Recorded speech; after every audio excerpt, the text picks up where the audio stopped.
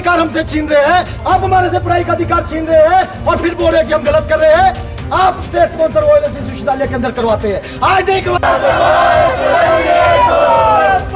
समाज बदलने को,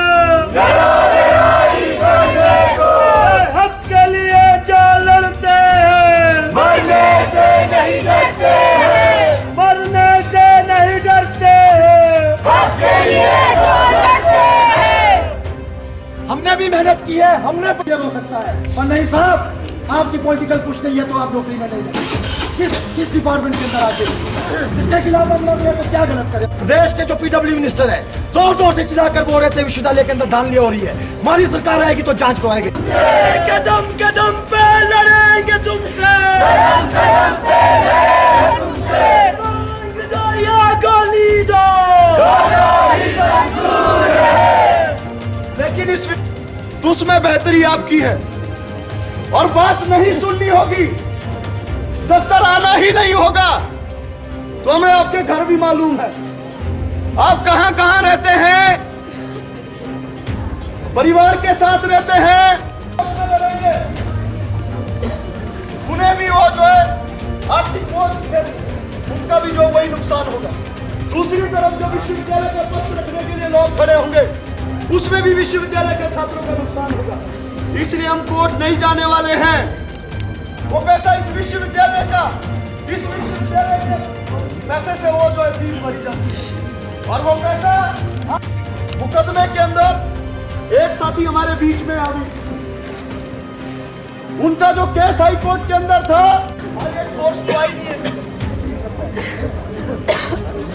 लेकिन हम इस प्रदर्शन के माध्यम से ये सब अपसेट है, वो आए नहीं है, उनसे भी मिलना था हमने। अपना काम बराबर करता है। आज देखिए हम इतना बड़ा प्रदर्शन यहां पर कर रहे हैं, सरकार ने एक तहसीलदार साहब की ड्यूटी भी यहां पर लगा दी कि जो 10 लोग 12 लोग विश्वविद्यालय से निष्कासित हैं उनका मैं अमित ठाकुर, एसएफआई हिमाचल प्रदेश राज्य सचिव। और आज विश्वविद्यालय के अंदर एसएफआई का ही जो प्रदर्शन कर रही है उसकी वजह हिमाचल प्रदेश का तमाम छात्र समुदाय और प्रदेश भर के अंदर तमाम लोग जानते हैं। इस विश्वविद्यालय के अंदर पिछले 20 तारीख को एक जो हिंसा हुई थी, उस हिंसा को किस तरीके से सुनियोजित रूप से उसको एक राजनीतिक रूप दिया गया, क्योंकि विश्वविद्यालय के अंदर उससे पहले एसएफआई एक आंदोलन कर रही है। जो आप जानते हैं, राष्ट्रीय शिक्षा नीति हिमाचल प्रदेश के अंदर जब कांग्रेस की सरकार के द्वारा लागू की गई और उसके बाद यहाँ पर जो फर्जी भर्तियां विश्वविद्यालय के अंदर हुई थी, उन भर्तियों को लेकर लगातार हम मांग कर रहे थे कि सरकार बदलने पर हम मुख्यमंत्री साहब, शिक्षा मंत्री सभी से मिले कि उन भर्तियों की जांच की जानी चाहिए।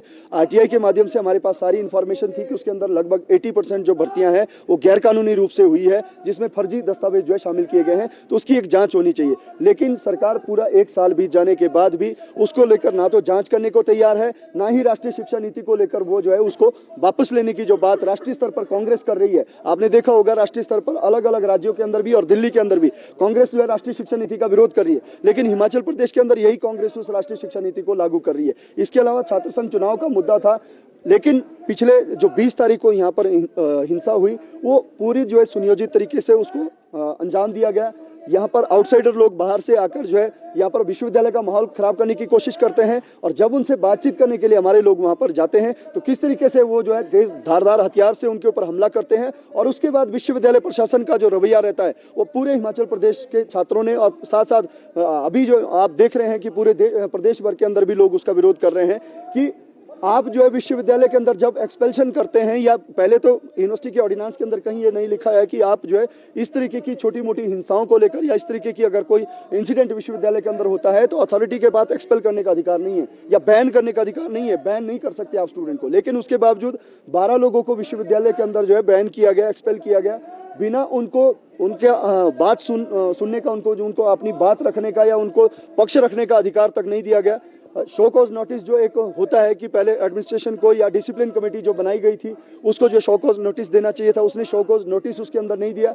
उसके बावजूद फिर जब हम अथॉरिटी से उसके अंदर जो डिसिप्लिन कमेटी के चेयरमैन है, डीएस साहब है, या फिर और अलग अलग अधिकारी, चीफ वार्डन है या हमारे प्रो वीसी साहब है, उन सभी अधिकारियों से हम इसके बाद मिले लेकिन वो अभी भी अपनी इस गलती को मानने को तैयार नहीं है कि हमने जो है शो कोज नोटिस नहीं दिया। सिर्फ एक वन साइडेड वीडियो जो है उन्होंने उसके अंदर उसको पेश करके और उस वीडियो को आधार बनाकर जो है इन लोगों के ऊपर, इन 12 लोगों के ऊपर जो है निष्कासन का फैसला लिया है। जबकि उसका दूसरा पक्ष जो वीडियो के अंदर है, या यहाँ पर विश्वविद्यालय के अंदर जो छात्र हैं या सिक्योरिटी के जो लोग हैं, उनसे भी कोई राय नहीं ली गई। वीडियो के अंदर सिर्फ वो पक्ष दिखाया गया है जिसके अंदर दूसरी तरफ जो है जब बाद में वो जो है उसके साथ मारपीट होती है, लेकिन उससे पहले उसने जब मारपीट की उसके ऊपर कोई कार्रवाई नहीं की है। वो दोनों लोग आउटसाइडर हैं, इसलिए उनके ऊपर विश्वविद्यालय कोई कार्रवाई नहीं कर सकता है। लेकिन हमारे जो विश्वविद्यालय के छात्र हैं उनको पहली बात कि उनको उनकी पक्ष रखने का अधिकार दिया जाना चाहिए था।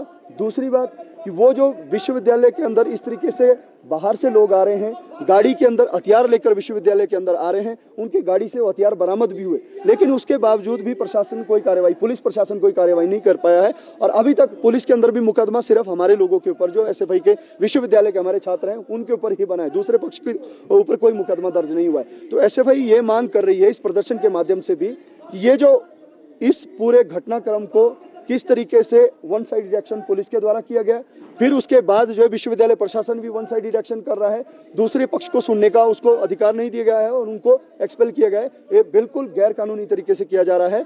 हम प्रशासन से बार बार ये मांग कर रहे हैं कि वो इस एक्सपेल्शन को तुरंत वापस ले, क्योंकि आने वाले 10 तारीख के बाद विश्वविद्यालय के अंदर फाइनल एग्जाम होने वाले हैं। 6 तारीख से विश्वविद्यालय के साथ पूरे जो है नेट का एग्जाम भी होना है और अलग अलग प्रतियोगी परीक्षाएं भी होने वाली है। तो ऐसे समय में विश्वविद्यालय का छात्र जो है लाइब्रेरी के अंदर जाना चाहता है, वो अपनी पढ़ाई करना चाहता है, लेकिन विश्वविद्यालय का प्रशासन उनके भविष्य के बारे में ना सोचते हुए वो एक्सपेल्शन के ऊपर अभी तक खड़ा हुआ है। आज उसी को लेकर ये प्रदर्शन यहाँ पर हुआ। आगे क्या कदम रहे? हमसे जुड़े रहने के लिए हमारे YouTube चैनल को सब्सक्राइब करें और नई वीडियो की नोटिफिकेशन के लिए बेल आइकॉन को दबाएं। अगर आप ये वीडियो Facebook पर देख रहे हैं तो लाइक जरूर करें और ज्यादा से ज्यादा शेयर करें। इसी तरह के और भी अपडेट्स के लिए फॉलो करें हमारा Instagram पेज himachal.kesri।